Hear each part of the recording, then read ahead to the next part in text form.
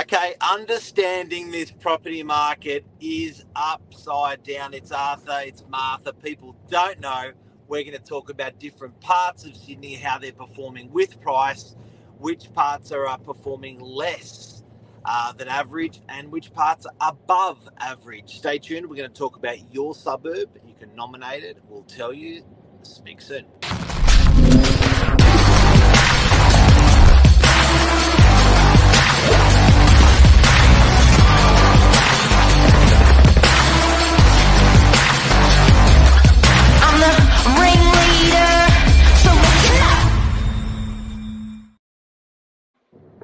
Is that better? Wow, that was quick. Well done. Thank you. All changed. So, Luke, to give you an idea, that was intentional. Mark wanted to start upside down. Well, you know what? If I was a consumer looking at property in my suburb, reading the media in my suburb, I would be confused. Yeah. And then a discussion that Michael and I had by the coffee machine yesterday was that there really are sub-markets within Sydney, and it's, you know, if as a person that's not in the industry, I'd be going like, mate, I've just heard this, and now I'm hearing that. Like, what are you talking about? It's really hard. Like, you don't really know what to believe because certain media outlets are reporting one thing, some other media outlets are reporting another thing. Your real estate agent's telling you something, your mortgage broker's telling you something, your neighbour's telling you something. Are they all right? Are they all wrong? Everyone's giving different news. And the truth of it is, to a certain extent, none of it's really right for everyone because there's so many micro markets within Sydney, suburb to suburb, area to area. There is definitely not one story that fits the narrative for absolutely every, I guess, different precinct in Sydney. And I think that's the hardest thing for people. Said. Yeah, but people don't know. People really struggle with it, though. That's true. They really struggle. I wouldn't know. And so, so guys, we want to break it down for you. Let's talk about, okay, to give an example, DY. Yes. DY.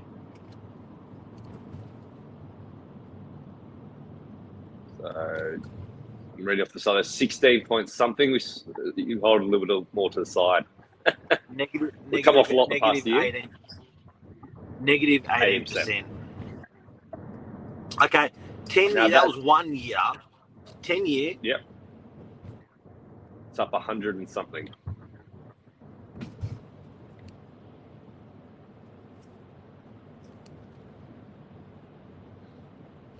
Up. Sorry. 74%. 74%. Is this for units or houses, Mark? Units. Well, units because there's like 500 sales a year, so it's a good measure. Now, you can nominate if you want, guys. The live show, if you want to nominate your suburb, tell me, we'll jump on. But I was talking to Gavin Reynolds out of Newcastle, and he spoke about Merryweather. How do you spell Merryweather? Can you Google that? I'll Google it. I might lose myself. I'm on the phone today, guys. Had some tech issues. All right. Well, let's use Byron Bay because this is one that I did the other day with a mate because I thought Byron Bay was pumping like a beetroot, and I went on to Byron Bay and I went on the houses and I looked at the 1 year growth and I was like, Mother of Mary. Now, wow. If you look, 20% down.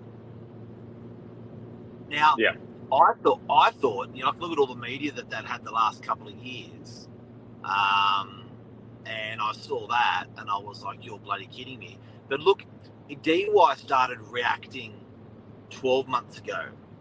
Byron Bay started reacting 6 months ago. Yeah. So it had a lag. It had a lag. There's a lag in the market, and some people haven't even begun the lag. Now, here you go, Mark. Luke's helped us out. Merriweather. Oh, okay. Well, I'm going to bring Merriweather up right now. Before we finish on Byron Bay, check out the capital growth in 10 years. 90 something percent. 188%. Oh, 188. Sorry, I'm misreading it there. Wow. 188%. Compared to DY's 78%, whatever it was.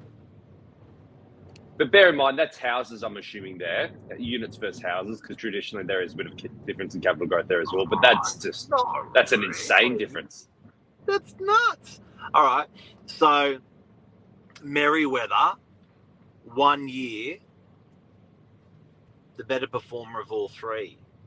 This one has done 12%. 12%. Again, you can see it's leveled out now. You can see it started quite early.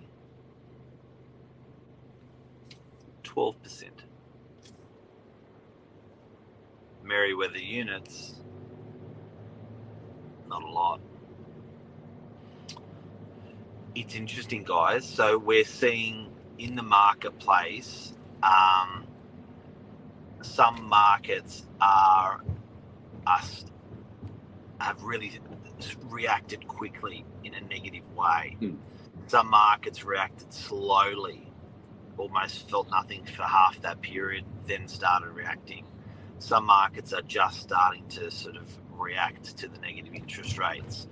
So that change in the market is very, very hard to report for media outlets. It's very hard for them to say, this is exactly what your property market's doing in your area, when all areas are just so different at the moment. Correct, because the media will go, for example, okay, interest rates are going to go up X amount more this year, so experts are predicting an extra 5 to 10% price drop. That's, let's say, New South Wales wide. What does that mean? Does that mean for Northern Beaches, because a lot of suburbs in the Northern Beaches, we've already come off 20-something% that we're not going to come off anymore? And does that mean what happened with Parramatta units? 6%. Yep. So this is the thing, guys. So what my guess is, a lot of suburbs have corrected quite a lot, and Northern Beaches is one of them. A lot of areas have not corrected barely at all. And when they're reporting these nominal stats around like these just overall big arching averages, you got to take into account both sides of it.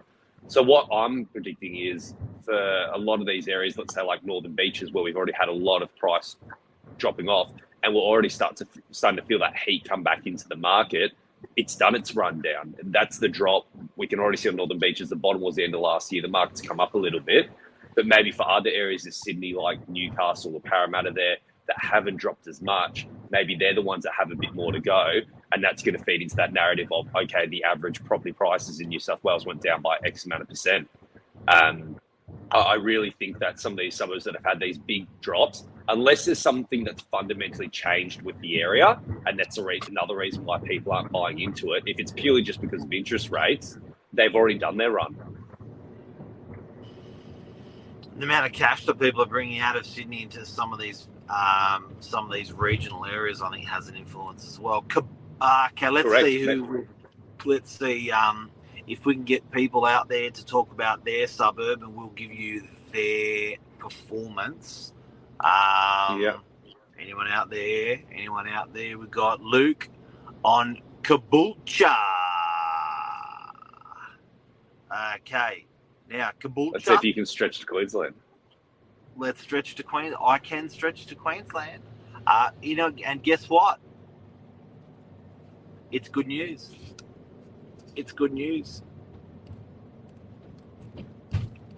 How much has it come down? 1.4% in a year. Wow. So it's pretty much neutral. In a year. If you listen to the media, it's dropped off. If you look at the actual stats, it's neutral. Hey, look how well it's done in 10 years. Look at that graph. Brilliant. That is just... That's consistent as well. COVID and Caboolture just did real good. Yeah. Well picked, Luke. Oh, here's another one. Wollongong. All right, let's go Wollongong. Thanks, Teresa. The Gong. Wollongong.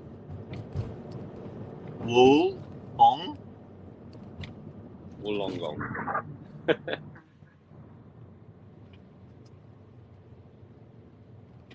I can't spell Wollongong. Oh, There it is for you. okay, here we go. What do you reckon? For houses, are you doing houses or apartments? Houses of Wollongong. Houses in Wollongong. There's actually down not that 13%. many sales in the Gong itself. Yeah, because that's more the CBD. Well, I'll do units because there's a lot of units in Wollongong, proper Wollongong. Yeah. There was Down 13% is my guess. 492. That. 5.9. Yeah. Yeah, wow. And that's got almost as many sales as DY. So that's a good reference. But the Gong is just going like that through interest rates. It's interesting, and I think it's because of affordability as well. Like I'm starting to see a theme here. The more expensive areas obviously have been hit harder. The areas that traditionally were cheaper as well. Wollongong's much cheaper than Sydney, and still perform very strongly. And obviously people are and you hear it as well. People moving up to the Central Coast, moving up to Newcastle, moving down to Wollongong, in looking for more affordable housing. And you can see it's reflected in the numbers. We've got one from Jeff here. Engadine. Don't know what that is. It sounds fun. Engadine houses, the houses in Engadine, there's lots of them. 1 year in Engadine, Engadine's pretty consistent in its votes in the last year. That is the most linear line I've seen out of all of them so far. It is. Wow. It is. That's consistency. Engadine doesn't lie, just says, okay, this is what we're doing. Yeah. So down 19%. Yeah. Overall, over 88% over 10 years. The graphs are very, even though they've got different peaks and troughs, they're all very similar. I'm noticing this 10-year trend. I was just thinking COVID that, just ramped everyone up. Yeah, they just they've just got that consistent reaction to the marketplace. Guys, if you've just tuned in, we're talking about the market. You sort of don't know whether it's Arthur or Martha when you're reading in the media. If you've seen there was a recent story for Sydney. Sydney has had 14 months overall of negative growth, prices going down. This is the first month we've just reported positive growth after 14 months of negative growth. Now, if I'm reading that and I'm looking at the media and I'm reading that thing, I'll just be going like, what? Like, I just don't get it. You know, how can everyone be saying this and that's happening? And it does give you an example when we talk about different suburbs today. You can see that they are performing different regions are performing in different ways, and you've really just got to be, I guess, on ear on the ground if you're making decisions in those areas. Talking to your local agents is a great thing to do. Bear in mind there are salespeople always talking it up. That's true as well. But I agree, you do need to be speaking with your local agent or local people that know that market where you are. You can't be looking at these general statements in the media. I just don't think they're going to be really reflective of your particular area, and it's going to be misinformed information that you're making decisions on. You really want to know what's going on in your area, because what we're seeing here, you can see some suburbs have come down as little as 1%, some as much as 20-something%. That's a massive shift. So there's massively different stories depending on where you are. I love Daniel's comment. Some areas just have no data. Which is they're very small suburbs. They don't have a lot of. They're not transactional. And some of them they're just not doing deals in those suburbs. The stuff hasn't sold. People are just holding. So eastern suburbs typical of that. You know, your Vaucluse, your Rose Bay, your Bondi. A lot of those. Rose Bay, where the big houses are, a lot of those guys just ice cap freezes over. They just do nothing. And It's hard to get data. What's Lisa saying? Exactly. Today is International Women's Day. No way. I took Lisa to Costco for That's that exciting. last night. Oh, she would have loved that. Yeah, I was like, Happy Women's Day. Costco definitely seems like Lisa's place. We're at Costco out in is it Lidcombe? Yes, Really? She loved it. Yeah. She loved. I bought her mincemeat. There was so much. It was an orgy of good food. It was beautiful. Yeah. Really Happy is. International Women's Day, everyone.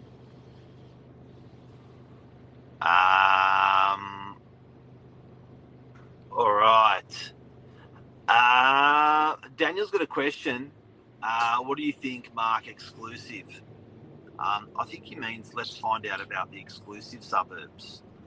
Well, that's my definition. It's probably what I want to hear. Let's look at Vaucluse.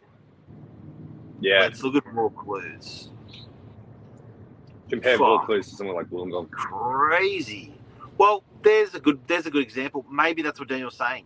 73 sales for the year, not a big cross section. That's 5 properties a month. Yep.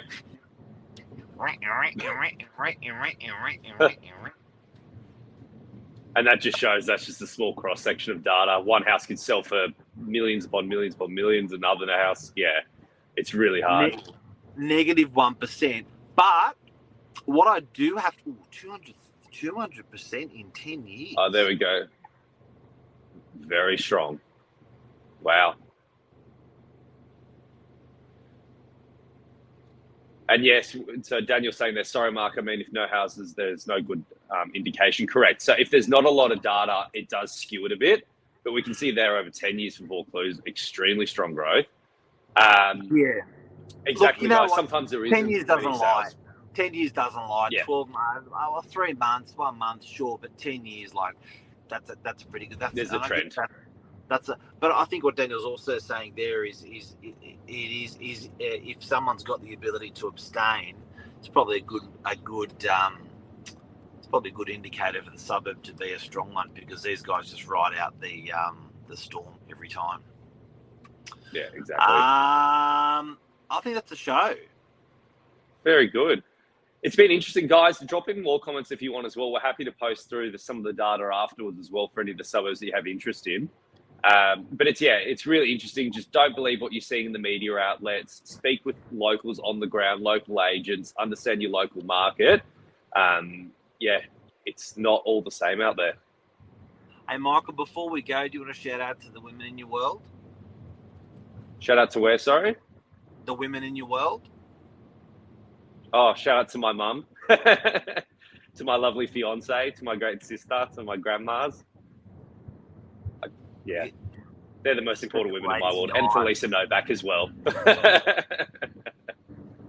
I would like to shout out on International's Women Day to celebrate the amazing things women do in this world. They really are the gel, the concrete, the cement, the everything of this world. And the women in my world are my strong mums. My mum, who had a very tough upbringing, and my mother-in-law, who is an amazing lady to her family and in life and in business, to my 2 little girls who are 24 and 17, who I got home early after an appointment yesterday, and they just sat with me for an hour and a half, and I just love that. And to my sister and to the girls out there in the world, well done to Branca, to the ladies in the office. You guys rock. Celebrate Women's Day today, guys. These are special people in your world. I do have a world of girls, though. Far out. Yeah.